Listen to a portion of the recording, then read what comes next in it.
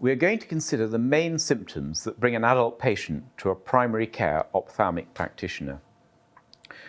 One of the most common complaints is that of something being wrong with the vision. And this may or may not be accompanied by pain. Let's look then at problems with the vision. The most common symptom is blurred or reduced vision. Less common visual symptoms include flashes of light and floaters, distortion of objects, double vision, and visual field defects. We'll deal with some of these less common symptoms in subsequent videos. Blurred vision results from either the failure of the eye to project a clear image onto the retina failing to convert the image into electrical signals, or the inability of the visual pathways to convey that image to the brain. It is important to take a good and full history. Did the change in vision occur gradually or suddenly? Was it associated with any other problems such as pain? Do bright lights cause discomfort, a symptom known as photophobia? Has the patient had problems before?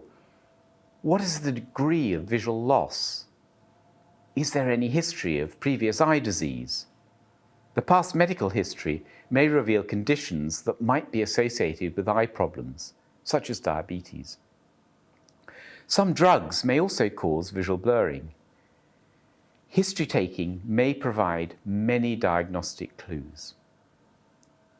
The commonest cause of a failure in vision is a refractive error, such as myopia or short sight, which usually affects both eyes. The incidence of myopia is increasing, particularly in Asia.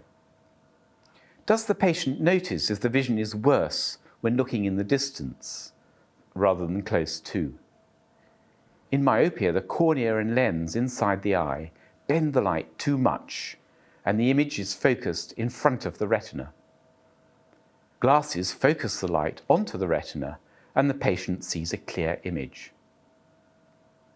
In hypermetropia, the light is focused beyond the retina. Again, glasses can be used to focus light onto the retina to obtain a clear picture.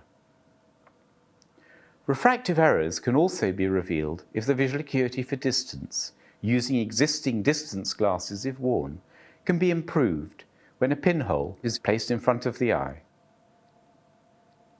When the chart is viewed through a pinhole, the central or axial rays of light that enter the eye are not affected by the refractive state of the eye and pass undeviated to the central macular area of the retina. Any abnormality causing disruption of any part of the visual pathway, such as opacities of the cornea, lens or vitreous, and diseases of central retina or optic nerve, may also cause blurring of vision. This may occur suddenly or gradually.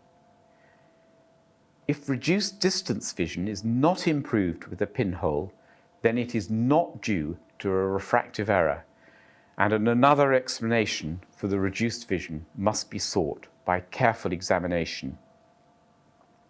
The exception to this rule is the presence of a cataract, particularly early on, when the patient may see better through a pinhole. Here are some examples of eye problems that will cause blurring of vision. The cataract prevents light entering the eye and usually causes a gradual reduction in vision over many months. Retinal disease prevents the conversion of light into electrical impulses. Here the blurring may occur suddenly, as with wet age-related macular degeneration, or more gradually, as with the dry form of the disease. Optic nerve disease, too, may be of sudden or gradual onset, depending on the cause. Diagnosis can be greatly helped by determining whether or not the visual problems are accompanied by pain. If the eye is not painful, then cataract, retinal diseases, especially age-related macular degeneration or diabetic maculopathy, and open-angle glaucoma are the most common diagnoses. it should be stressed that reduced central vision occurs late in open-angle glaucoma, often after much peripheral vision is lost. If pain accompanies reduced vision, then the diagnosis might lie in the eye itself. Examples are shown here.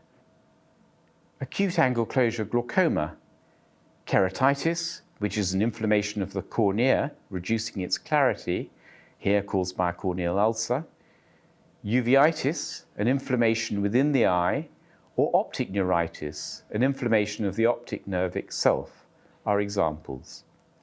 The pain with optic neuritis is often worse when the eye is moved. Extraocular disease processes include cranial arteritis, causing arteritic optic neuropathy. Here, there may be a severe headache, and the patient presents suffering severe pain when eating. Diagnosis of blurring of vision can sometimes be very difficult. Careful history taking to include the time over which the blurring occurred and any associated symptoms, a full ocular medical history and examination of the whole eye will usually establish the cause. Any reduction of sight must be explained.